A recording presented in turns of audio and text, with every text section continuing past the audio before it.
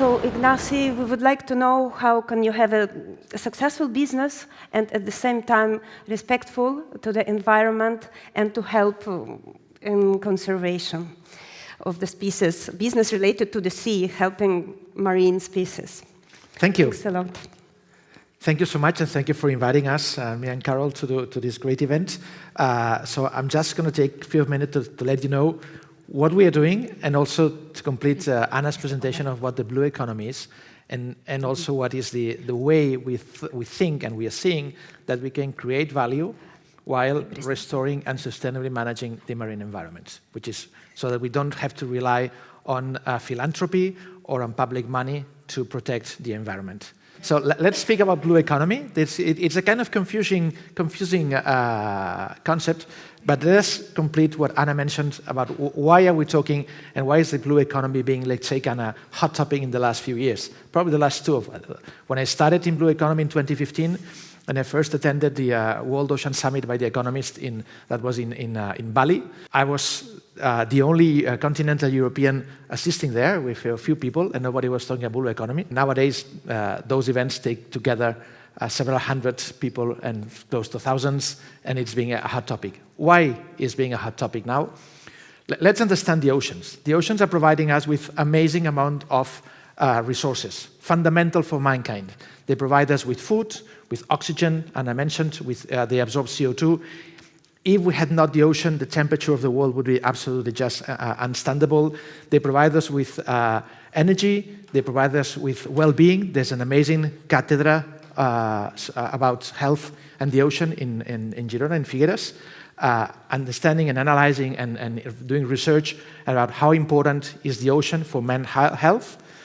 So it's essential for the future of us to have the ocean. They provide us with fundamental resources, I was saying. Scientists and technicians gave it some value to the assets of the ocean, something like $24 trillion US. It's going to be 20, it's a lot of money. Let's say it that way. I'm always surprised when they say it's 24. Why not 25 or 23? But anyway, it's a lot of money. They value a lot.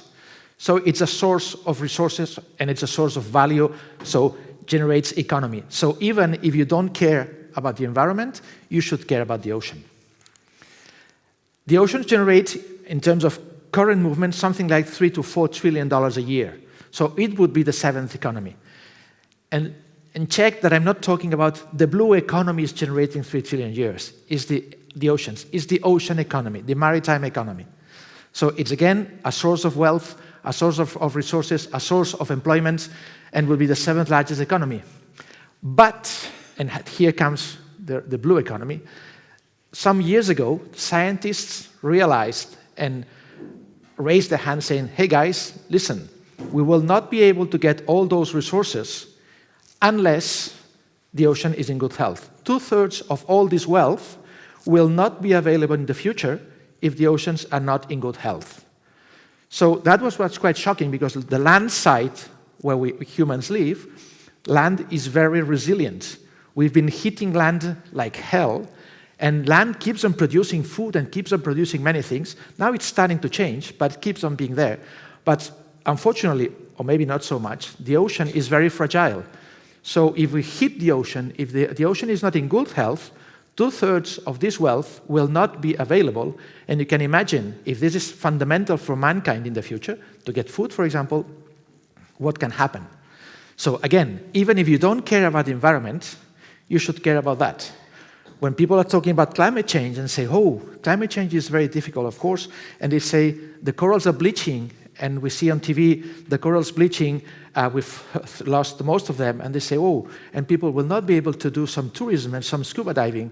The big deal of corals bleaching is not tourism and scuba diving, which it is, but the biggest problem of climate change affecting the oceans, and specifically corals, is that we have several hundred millions of people living from the fish that live in those reefs, that if the reefs bleach, the reefs die, the fish will disappear, and you'll have several hundred people that will be having hunger, being hunger. So they'll move to different places, so there will be amazing socio-economical impacts related to the impact of climate change into the ocean. So again, even if, that's a joke I use quite often, Even if you are Trump and you don't care about the environment, you should be caring about that. So all this puts together an alignment of interests, which brings to the blue economy. Because on top of that, besides, in spite of all what I'm saying, how important the ocean is, guess what? 25% of the seagrass has been destroyed. We're having something like 30% of the corals dead. We have half of the fish stocks fully exploited or close to collapse, and we've lost, in a nutshell, 50% of biodiversity. Of course, those figures are approximately. When you get the good scientists say, oh, this is not 65, it's something. The big number is, hey, we are destroying the ocean. So when you put all those informations together, then you realize that you need something, because that's becoming really dangerous. It's kind of like what's happening now with climate change. We are seeing this amazing situation. We are suffering the temperature raising in the Med, etc. So, warning, we are in danger. And that's what raised a few years ago to the European Commission and, let's say, the global community to talk about the blue economy, which is sustainable maritime ocean economy. It's not just marine economy. So when I see sustainable blue economy, I'm very sorry, but it's a concept we should not be using. It's like saying sustainable marine economy. So blue economy is a sustainable marine or ocean economy. It must have the sustainability embedded in it.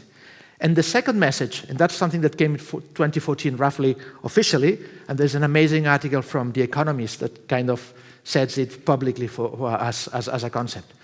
The other concept, very important to understand what the blue economy, and that's what makes it confusing in terms of sustainable blue economy, is that blue economy is an aspiration.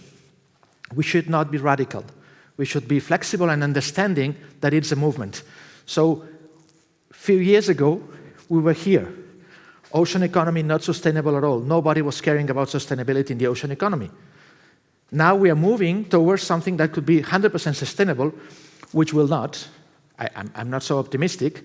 But the good news is that if all ocean sectors move from the left to the right, that's going to change significantly. For example, oil will probably never be fully sustainable, and fishing might be much more sustainable than it is now. As well, tourism, for example, can be not only sustainable, but could be positive, nature positive. And that's creating a new industry, which was not in Anna's chart, because it's absolutely new, which is regenerative technology. Now, thanks to scientists, we are able to restore marine life. And restoring marine life, you bring back biodiversity, you increase the capacity of the ocean to fight against climate change. And you're here. So it's not just being sustainable, you're being nature positive. So if some industries become nature positive, and some industries that now are here, deep sea mining, and you move them to the right, what will happen is that all the maritime economy will be moving towards the sustainability. And that will make an amazing, amazing change in the exploitation and the management of the ocean. And that's what the blue economy should be looking for. And that's what all companies should be looking for. What are we doing in this environment as Seastainable Ventures? We started 6 years ago. Our goal is to empower the oceans. We want us to let's make sure that they can defend themselves. So by how? Teaming nature, science, and capital, so corporates, to build an ecosystem that restores, enhances, and sustainably manages maritime economy. That's what we do. Teaming, putting together, generating cross-fertilization, connecting dots, so that we can enhance the restoration and sustainable management of maritime economy, of marine natural capital. And our value generation model is very simple. If through technology, and that's the key point, we are not talking about philanthropy, we're not talking about nice things, we're not doing a good volunteer, or let's say goodwill. It's about technology. And technology is like speaking about all those digital stuff. Technology brings in investors. Technology talks about market. Technology is about consumers. It's value generated. It's not by luck that things happen, and it's not the goodwill of some nice people cleaning up the ocean. There is technology. So technology allows the restoration and sustainable management of marine natural capital. There you have some environmental great impacts, biodiversity, biomass, carbon sequestration, ecosystem resilience. So all this is positive. All this is the nice stuff. But there's also another one, is that you get new ecosystem goods and services that they had lost, and now you're restoring those ecosystem goods and services. So, or you enhance those ecosystem goods and services.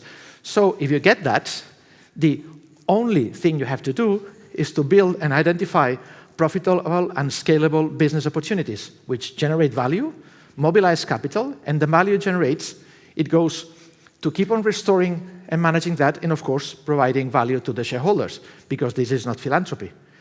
If we are able to attract the capital by creating some rewards to the capital, to the investors, then they will be putting money into that, and there will go this great, amazing virtuous circle. And that's why, as Anna mentioned in her presentation, we're having this amazing, super amount of investment funds coming up. 36 investment funds in the last 2 years have been into the blue economy. That means roughly 1,500 million euros looking for investment. And that's a great opportunity. In this environment, what we do as Sustainable Ventures, we are a platform promoting blue economy. We screen the world to identify projects. We foster impact investment opportunities. We connect those initiatives, so connecting the dots, putting people together, connecting scientists with capital, with society, with administrations. We mobilize stakeholders, and of course, we also advise corporations and administrations and foundations and anybody around this ecosystem so that they can get to know all the opportunities that there are in the blue economy. At this stage, we have, the number it's not updated, it's close to 300 institutions in the scientific networks, something like 70 startups under the radar, meaning that's startups that we are connecting. We are advising institutions and companies and foundations on how to get into blue economy, how to develop their strategies. We helped and we made possible to bring the World Ocean Council World Headquarters to Barcelona, which it will open officially on the 20th June approximately, and we are their technical office and the advisors. We are leading the Mediterranean division of the World Ocean Council. The World Ocean Council is the first organization putting together the business in the blue economy, in the maritime economy, to get to sustainability. It's a network of roughly 35,000 companies around, and now we are setting up the specific Mediterranean-focused division. Why? Because the Mediterranean is quite unique. We have specific problems, specific challenges, and there's an amazing maritime economy around, and we rely a lot on the sea. There's an amazing amount of dependence on the economy on the sea, so we need a specific focus. That's why we are setting up this division, and from Sustainable Ventures, we are directing it. We launched recently our superstar startup, which is Ocean Ecostructures, which turns grey infrastructures like ports, marinas, or offshore wind into blue oases. It's amazing that this is an example of regenerative technology. I just got a picture. If you follow me on LinkedIn, I just posted a picture of yesterday because this company has put something like 70 restoration units in different ports in a year. And yesterday they discovered the first seahorse in a port, which has been naturally grown. So scientists are absolutely surprised how, by creating the appropriate ecosystems into ports, you can get gorgonias, you can get seahorses, you can get different species that normally would never be in a port. So you turn the port into places where those species can grow, and by growing, this port becomes a repository of biodiversity in a place, a nursery where those species can grow, because they are, at the same time, they are safe from us because we cannot fish them, and we can, let's say, we cannot kill them anywhere. So that's our latest startup, and of course we are supporting the Seareg Foundation. We helped, which is a foundation that now Carole will talk about, so I won't get into it. The opportunity of the blue economy is just amazing, but that's not a piece of cake. There are some challenges that you have to face. It's a public space, Anna told about it. The Barcelona City Hall cannot do much because it's not from the Barcelona. So it's what we call the tragedy of the commons. So it belongs to all of us, so it belongs to nobody. That means that somebody throws something into the ocean, and we think somebody will clean it up. This somebody is nobody. So that's the big deal. Public space, the governance is very complex. 7 institutions at the same time. That makes, for example, we asked for a project to restore a highly damaged area in the Mediterranean coast. And on average, it takes you 11 years to do the paperwork. So there's no way you can do that. There's no way you can attract capital if you take 11 years to get the permits. Maritime industry still has to move on the corporate culture, investment challenge, but great triggers. The hubs, there are new hubs appearing. The warning is not too many. There should not be 100 hubs in Spain about blue economy. It's better to focus. Entrepreneurial culture, specifically in Barcelona, is very hot. And for me, the best of it is that science and research are booming. It's amazing how much the scientists are doing for the blue economy, for restoring, for enhancing, and really managing sustainably the maritime economy. And that's it. Thanks for listening. Hope you liked it, and please to share any question.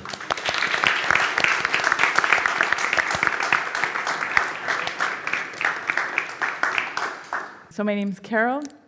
I'm originally from Belgium, but I live here in beautiful Barcelona since 4 years now, and I lost my heart to Barcelona and to this foundation, and you're about to see why. Regenerating marine biodiversity at a large scale. Now you've had the presentation of Anna and Ignasi. What we do with the foundation, and I'll break it down a little bit, and it's a short presentation, and then we'll go to the conversation with Ignasi, is we really regenerate, okay? And it's about marine biodiversity and at a large scale. Really important. It's not just here and there, with all respect, for, of course, local project, but what we want to do is really go big and really have a massive impact. So why biodiversity? So it's kind of blurred there. I didn't know that it came up like this. So we support the 2050 biodiversity vision. What's this about? So in the COP15 last year, for those of you who are aware, there was a landmark agreement called the Global Biodiversity Framework. Really important, historic push for biodiversity. And I don't know about you, but when I say biodiversity, it's a big word, but as a little girl, I was spending lots of time in the sea and, seeing fish, or even, as we all have a child inside us, when you see a fish, when you see life, when you see a flower, that's life. It's super important. So we really support this vision, and it's also going to be important for companies and lots of organizations to really stand behind this vision. We connect, like Ignasi said, also before, it's really important to connect science, business, and technology. In our case, you're about to see pictures in the end, but I want to entice you and challenge your imagination to see what's it going to look like, in the end.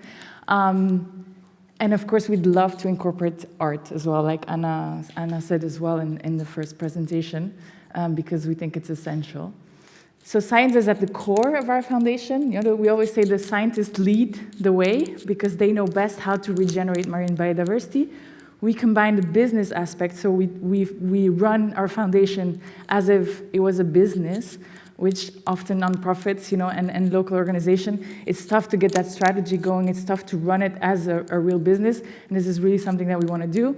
And of course, the technological aspect to really do it as a large-scale effort. We're able, it says there, to regenerate endangered species and species of high ecological value. It's really important that we do this, right? There's lots of endangered species, and we are able to pre-seed on the infrastructure species of high ecological values thanks to the research of the scientists, which is mind-blowing, to be able to say, in this space, in this port, in this offshore platform, in this offshore windmill, for example, or in any kind of platform, we can say, here, we really want to regenerate and actively push for marine biodiversity.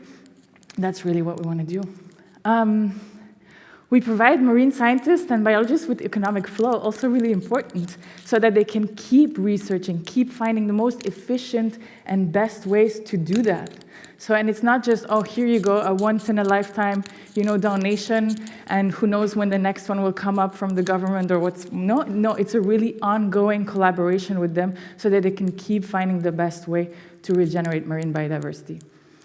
We're validating a sustainable financial model, okay? So here, sustainable in the most beautiful sense of the word, long-term, okay? Because sustainable has been thrown around a lot and everybody has a different concept, and I'm a word freak, I love words, but here it's really a long-term financial model. So our model is not just doing the scientific part. It's also involving other sectors, involving other activities that will generate benefits for the foundation that allows us to, again, install other units and further regenerate. So this is why we have the capacity to regenerate until infinity, okay? Because it's not just the scientific part, it's also, and I think this is good to talk about examples, but in the port, I'm going to give a personal example, okay? So I went to Palamos recently, and we have installations there, right? And so I went with my partner and said, let's go see them, right? And we could follow it on the app, and we could see it in the port. And I was like, we can do so many things with this. We can engage schools, we can engage, touristic activities and all of this, and artistic activities as well. And all this allows for other benefits to come to the foundation, which we can then use again to regenerate marine biodiversity. So it's really the idea that we keep scaling the model and expand its reach. We work with remarkable professionals. I think this is really important to work with amazing professionals passionate about empowering the sea. We have a scientific board. We have the marine biologists, the advisors, the ambassador. We have a great team. We're all committed to excellence.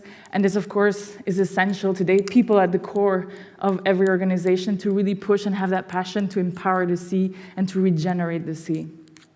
So I saw a couple of examples there. Here's a picture, especially being here in in this beautiful space, speaks louder than words. This is a concrete wall below water that's been there for over 20 years. And this is only after 4 months of putting the wave structure here. And you see an abundance of life. Internally, I know some people call it like una bomba de vida, a life bomb. And of course, for us, this is what it's all about. This is the result. This is the impact. This is what makes me wake up in the day, or even sometimes Sundays. I tell myself, "Is it Monday already?" Which is a huge shift, right? When we think about work, and I'll talk about this later in the conversation with Ignasi. Another picture, okay, the 3D structure, and a real. So this is the design, the render, and this is a real picture. We have so many pictures of life regenerating on these structures in ports and other offshore. And again, all kinds of life also. We can regenerate up to 11 species until now, but this is an ongoing process because we're working with so many biologists. For now, it's sponges, it's corals, it's seahorses, Posidonia, it's macroalga, it's fish, and the list continues. And the idea is that the list does continue, right? So that we can regenerate as much as possible. I would say join us in our mission to rewild the sea and empower the sea. Reach out to me, reach out to Seareg Foundation. We're in a fundraising stage, and as I said, we have a sustainable financial model. So we need that that effort all together to get going. But in the long run, we can be sustainable. And we've gotten great exposure, we've gotten great results, and now we're launching 20 to 25 pilots because we know it works, but we want to make it even better, right? This is really important, and we need all the support we can get from individuals, whether it's in reach, contacts, financial support, or any kind of support. We're happy to have that. So yeah, that's a little bit of us. I think it would be good to have the conversation now. Yeah. Yes, we wanted to invite Ignasi again and propose this space for a dialogue between this amazing foundation and the yeah, of course. and this venture capital that is collaborating with them. Okay, thank you. Thanks, Carole. We're going to have a 10 minutes, 15 minutes conversation, but I would suggest, it was not in the agenda, but if anybody has any question, it will be much more interesting, your questions than my questions. So please, I suggest just raise your hand and ask whatever. 1 minute, no, yes. Please feel free again to interrupt and ask. Any question? Yes, please. Yeah, so on.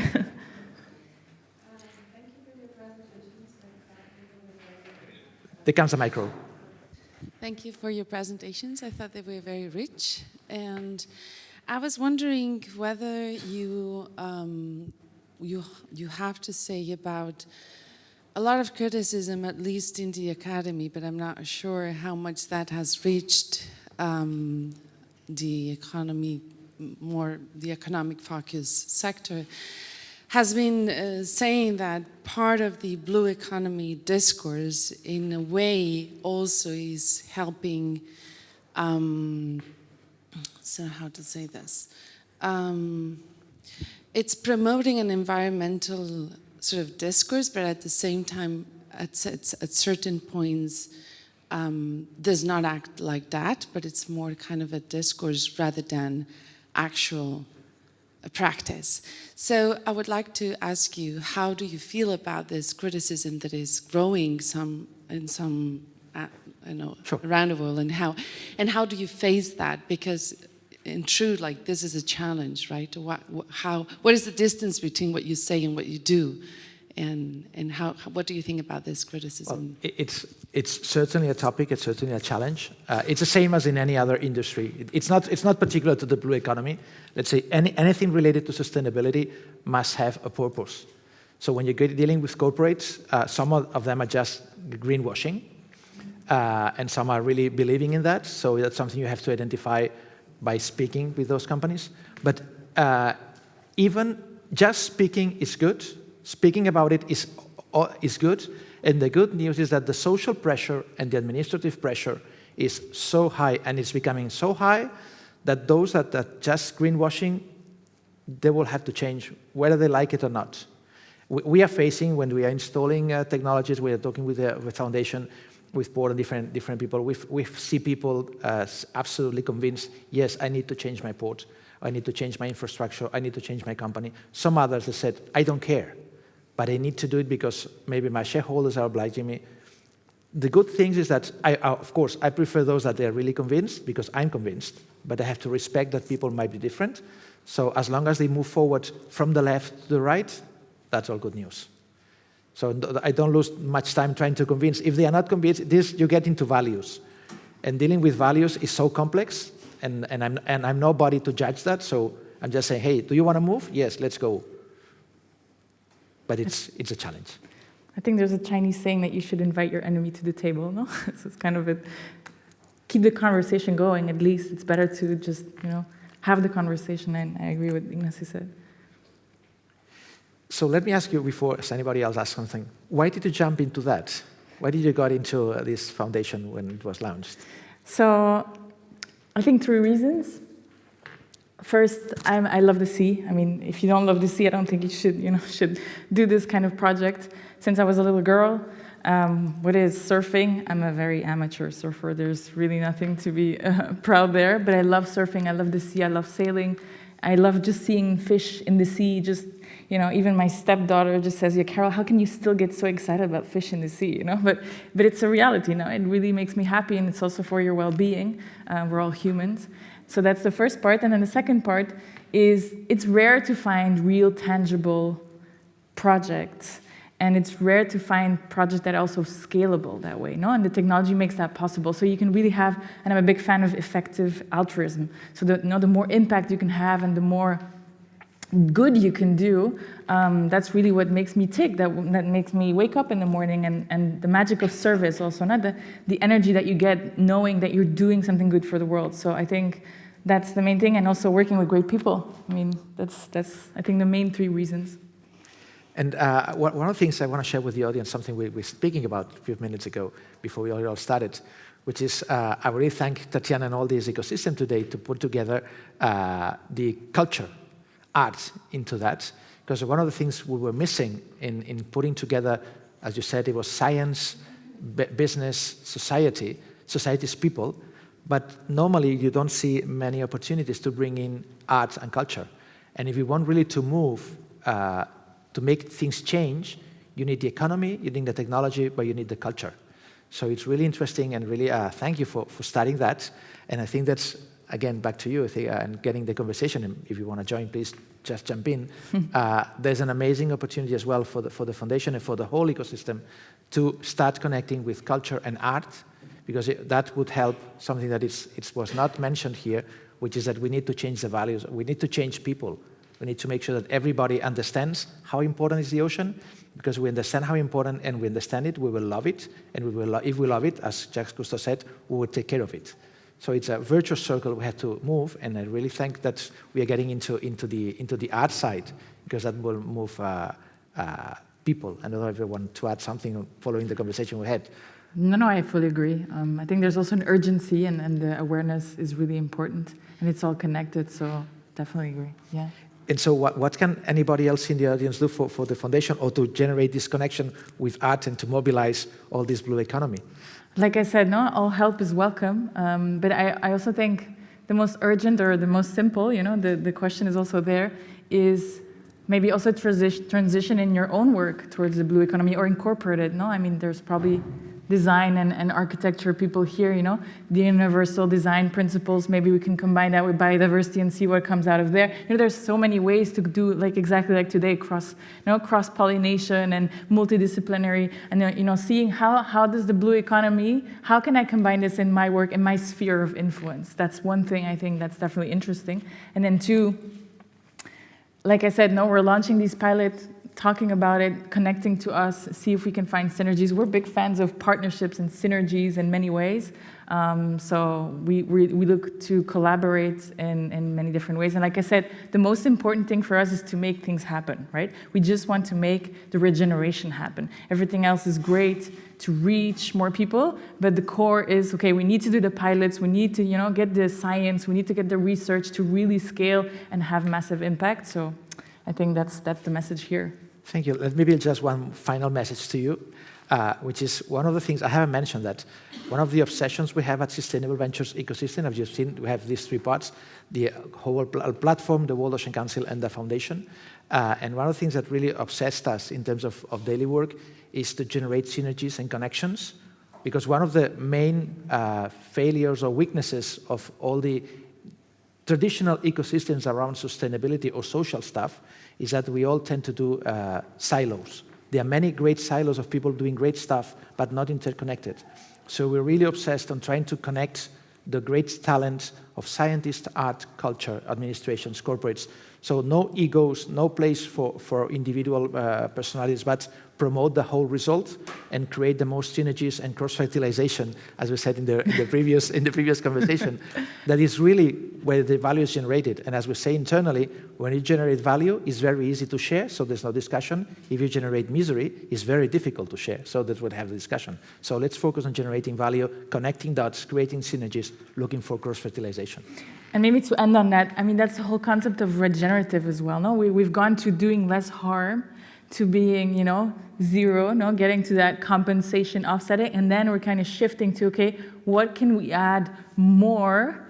Even if, I'm zero, I'm offsetting, I'm clean, but what can I do more to regenerate, to actively do more for our planet and to give back more than what you've taken? But because we've all taken a lot, I mean, nobody's excluded here, right? So that kind of mind shift also, I think, if we can get that conversation going and how to regenerate biodiversity and the blue economy in general, I think that would be great.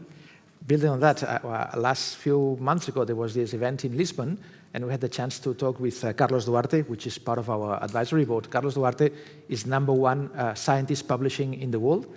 He's Portuguese, but he's assigned to CSIC, but now he's living in Saudi. And Carlos was talking about climate change and the oceans. And one of the things he mentioned, and then we discussed about it, is that basically the message, and probably it's not precise as he would be doing it, but the message was, if all maritime biodiversity was back to where it was, the ocean could store 39% more CO2. So it would be #1 CO2 storage in terms of, would reduce CO2 by 39%. So that would solve all the climate change problems like that. Of course, we cannot restore 100% of biodiversity and life in the oceans like that, but the message behind the capacity of technology to restore and what this restoration could mean in terms of biodiversity and also climate change and solving our problems, that could be absolutely amazing. So this would be it from our side. If there's any question from the audience.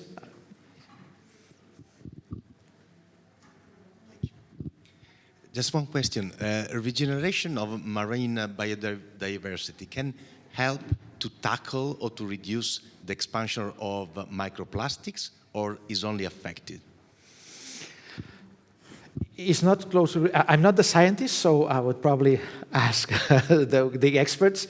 But from what I know from the scientists we get in the environment, or for when we're discussing that, Some bioregeneration could help reduce plastics by, for example, increasing filtering systems, bioremediation, but it's not the biodiversity regeneration is not the solution for plastics. It could help, but it's not the solution.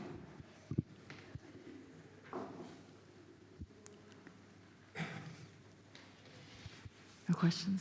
Thank you so much. I think we all enjoyed this meaningful conversation. And there is a next speaker, and while she is waiting for the microphone, I just wanted to share my personal experience with we need a microphone. So I'm just talking because we need a microphone. Sorry, that microphone.